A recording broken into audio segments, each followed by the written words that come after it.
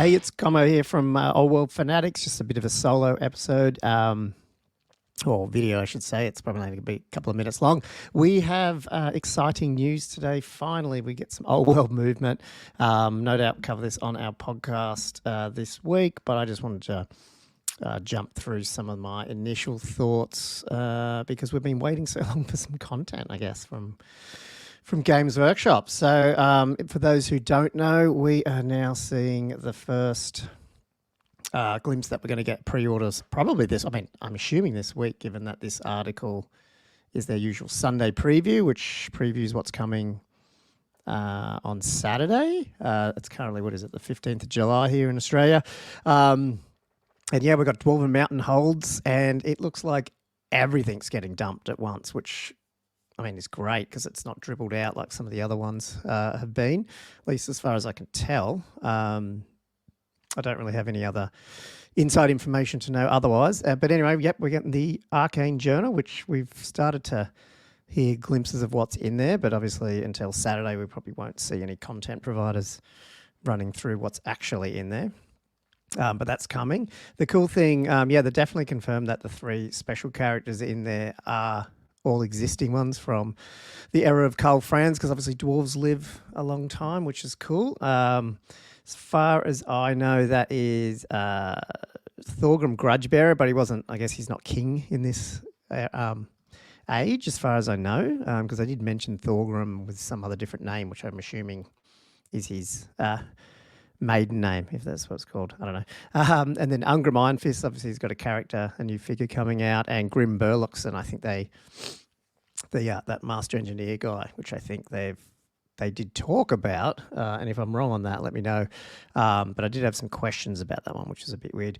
We also see some extra, they've talked that the Goblin Hewer's coming back, and more options, more Dogs of War options. They're really using the Dogs of War name on these articles, which I can't really remember them.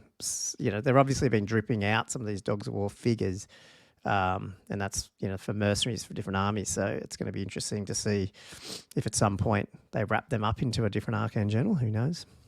But yeah, we've been told this before, but it's looking cool. I've no idea what's in it. Is the 2 armies of infamy in here are the Royal Clan and Expeditionary Force. It's the Royal Clan one's got me a little bit. They're both a bit confusing until I know what's in the book. But the clans are obviously that royal line going down for all the Karaks or whatever it's called, sort of the king lines. So whether or not that boosts up, things like hammerers, or maybe get better rules to synergize, keeping inside a single clan. Maybe, I don't know, would they ever do like clan options, like certain clans have better, if you keep it all in one clan, you get certain different rules. It's a bit, I'm not sure, unless it's just heaps more infantry, high quality stuff, not a lot of the ranges and things like that. I'm not sure. That one's got me a little bit perplexed as to what's in there. I'm not a dwarf player specifically, so people would know more about than me. The Expeditionary Force sounds interesting. It's probably, I'm guessing, more mobile, and obviously dwarves need that in this edition, although they've started to win a fair bit anyway. I just hope it's not massive gyrocopter spam, more focusing on, rangers, miners, ambushing, in some ways to get them up the board quicker or around the board. I think it'd be pretty interesting, and less war machines, if you know what I mean, which is cool. New runes will be interesting. I'm assuming, I don't think they're missing a heap of runes specifically, maybe some movement ones, but this runic tattoo option looks cool, because I'm hoping that who is just Slayers have tattoos, isn't it? So it'd be interesting if that's more of a Slayer option, that they can start taking runic tattoos, which somehow again just makes them a bit more survivable. I think they need. So that would be interesting. But anyway, we get the Dwarf Mountain Holds Battalion Box, which is actually one of the better Battalion Boxes, I think, by the look of it, compared to the Orc one anyway. Most lists are going to have warriors. You probably might have some thunderers. At least you can convert these quarrelers into rangers and stuff like that. So, and then obviously gyrocopter's awesome. So I think this is a great box to kick off. Unfortunately for Games Workshop, this has taken so long to get out for me that I've got a 3D printer and I'm printing Highlands dwarfs, so I'm not probably going to buy any of these. But that's what happens when you take too long to release things. Games Workshop. Dwarven Mountain Hold. Now this is the first time I've actually looked at some of this and gone, actually I might get some of this. These transfer sheets, 100, what did they say? 962 transfers. I mean, there's tiny ones here. It's basically the whole Dwarven alphabet. If you zoom in, which I did on this screen, you're getting transfers all the major Karaks, which is cool, which I'm assuming is going to obviously relies to those royal clans. Karak Norn, I think it is. Karak Kadrin, that's the Slayer Keep. You got Zafbar, and you got the Black Barakvar down here as well. Karak Hearn, Azul. These are all fairly known ones. Obviously, Karaza Karak's up there as well. These ones in here, Karak Van. Karak 8 Peaks. So they're all existing. I'm not sure if there's any ones that are totally new. I'm assuming there might be a couple. But then you got heaps of these other small like runes all around here. So interesting to see. A lot of the dwarf banners and stuff are already sort of embossed with designs, but it'd be cool. And their shields, obviously, as well. But I'm assuming there's going to be places to whack these guys, which is pretty cool. And yeah, I know the dice are expensive, but the Tomb King dice are awesome with this dry, matte, stony look. And I think these will be very similar. These pips are pretty hard to read. But compared to just the blue, I don't know what the Bretonian one was, but the standard blue Old World ones I thought were just nah. But these ones look pretty cool. So hopefully that will be, yeah, I might look at getting them if I'm not buying so much of the other dwarf stuff. The reference cards might be the first pack I don't buy, to be honest. Just because, yeah, just not sure you need them for dwarfs. Then we get into the figure releases, and this is, as I said, it's a massive. They've just dumped everything on here. We've got obviously the new Ungram Iron Fist Slayer King of Karak model. Great, he looks awesome. I've said this before on the other podcast. I'm not totally sold on this different yellow gold, but I think if it was fleshed out over the whole army, it'd look pretty cool. This yellowy green color, anyway. So yeah, no, he's going to be definitely on my purchase list. Obviously with me using Highlands miniatures, I'm going to have to fiddle them around, to sort of which ones are going to fit with the Highlands sort of designs as well. Although they are pretty close to Old World. Then we get the Dwarf Lords with Shield Bearers coming out. Obviously, I think this technically could be then used as Thorgrim, I would imagine, if he's not sort of on his big throne. So I think that, I don't know if that's the purpose of this guy, but definitely, I'm assuming you'd use him for that. And a new Dwarf Lord that comes in that pack too. So that's all coming out. Dwarf Thane with Handgun, another new model. Do you use him as Grim Burlockson as an engineer? I don't know. Considering that, that's the question I had. Isn't this the newest Grim Burlockson model? Was that an 8th edition plastic kit? And is that him? Because if it is, he's not on this list, which is a bit weird. So I guess the question is they're probably not re-releasing individual plastic. Well, they are actually, because this guy's plastic. So this guy's runes, he was a runesmith, came out in 8th, and he's plastic. So yeah, I don't know. Did I miss something? Was this guy an older one? I'm pretty sure he was an 8th edition plastic because I have him. And I think in the wiki, Warhammer wiki thing, he's listed as Grim Burlockson because he had that big banner thing. So anyway, dwarf people, tell me, are we going to see him? I doubt we're going to see any other dwarfs released. This is such a big release. So just strange what's being released and what's not.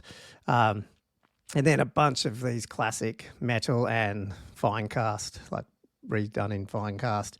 I mean, this guy looks really high quality. The other guys are, well, he's okay too. Not sold on these guys, two guys. I think the sculpts aren't great. But these two are pretty good. I actually have that guy, so somehow I ended up with one of them. Not sure. So I won't personally be getting this, but I can see how some people, if you're collecting an old Hammer army or you're doing your dwarves up, there's some classic ones here. These aren't too bad. They're a little derpy. And Usually with some of these old metal banners, they're so bloody heavy, half the time they fall over. I guess it's better when they're on their 25mm bases. Then we've got the new Slayer command, well, not new Slayers, but re-release Slayers, the Slayer commands. We've got Slayers in a, so I don't know how they're going to release these guys. Did they say? I'm not sure if they're releasing a bunch of these guys all in free. I'm assuming they're redone in Finecast, but I'm not sure it really tells you. Oh, this is in the video, which I watched once, but it all didn't go in. But yeah, I mean, obviously we're getting a bunch of Slayers if you want to make Slayers. And then the cool thing is straight away they're releasing the bits from the Battalion Box, which will be cool. Although I didn't see the gyrocopters separate, but I'm assuming they will be because they did that with the chariots for the orcs. So I'm making the assumption that the Battalion Box is also available separately, which I think is awesome.